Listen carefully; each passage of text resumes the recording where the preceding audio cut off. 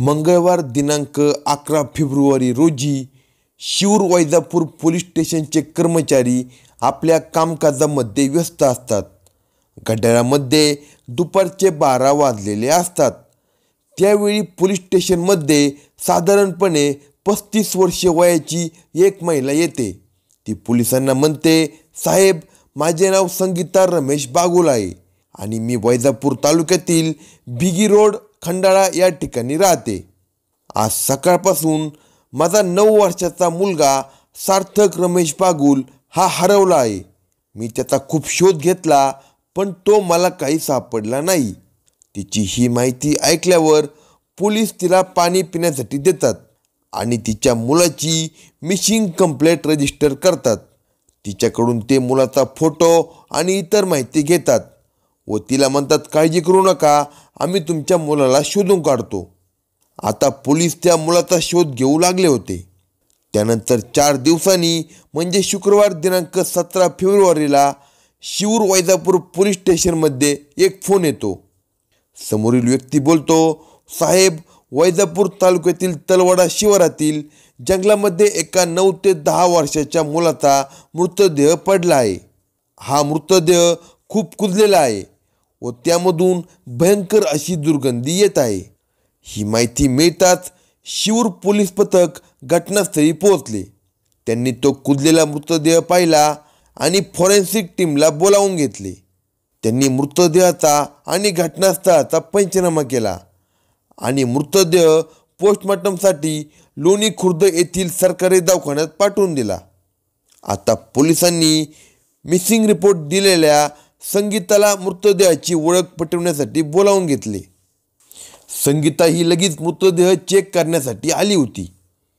त्या मुलाचा मृतदेह पूर्णपणे कुजलेला होता, त्यामुळे चेहऱ्यावरून ओळख पटणे अवघड असते. पण मुलाच्या कपड्यावरून आईने तो आपल्याच मुलाचा मृतदेह असल्याचे पोलिसांना सांगितले. आता त्या मुलाची हत्या कुणी केली याचा शोध घेण्याचे मोठे आव्हान पोलिसांसमोर असते. पोलिसांचा पहिला संशय मुलाच्या आईवर जातो, कारण मृतदेह पाहिल्यावर तिच्या चेहऱ्यावर कसल्याच प्रकारचे दुःख नसते.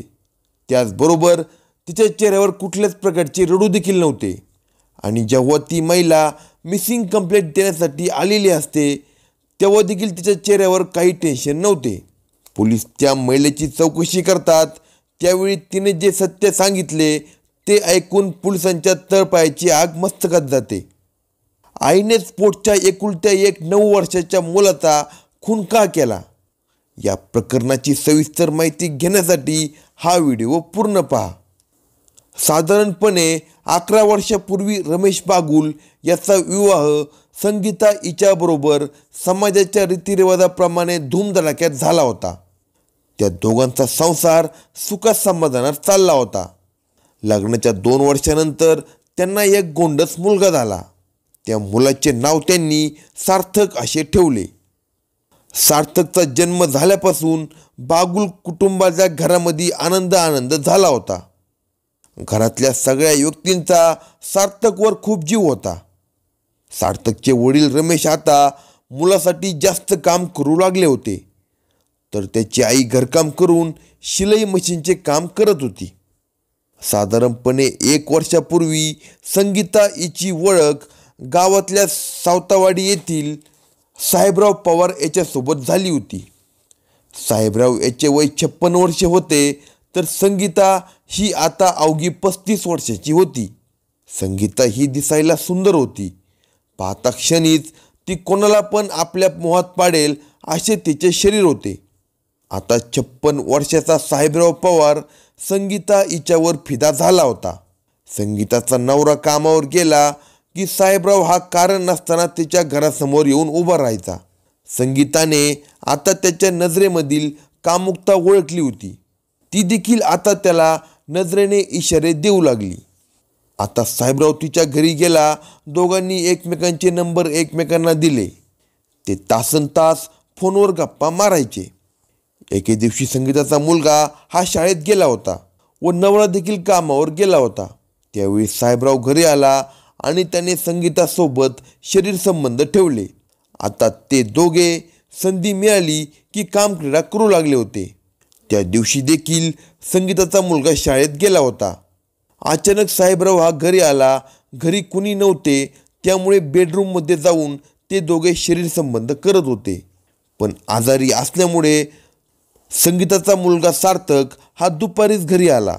यावेळी त्याची आई भोंगळी होऊन साहेबराव याच्यासोबत कामक्रीडा करत होती.